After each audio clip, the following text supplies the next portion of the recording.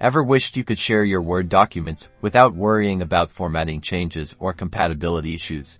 I'm going to show you how to convert them to PDF, the universally accessible format, in just a few simple steps. First, let's use Word's built-in feature. Click on File in the top left corner, then select Save As.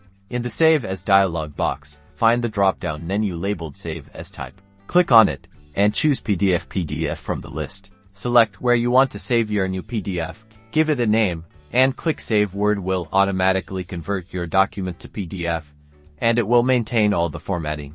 Now, let's look at online conversion. If you don't have Word, or you prefer not to use it, head to a website like Smallp for iLoveUp. There are many to choose from.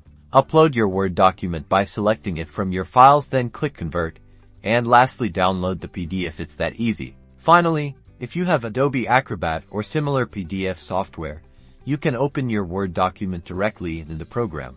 Then, select Create PDF or a similar option, and follow the prompts to convert and save. All three of these options will help ensure that your documents are readable on any device, exactly as you intended.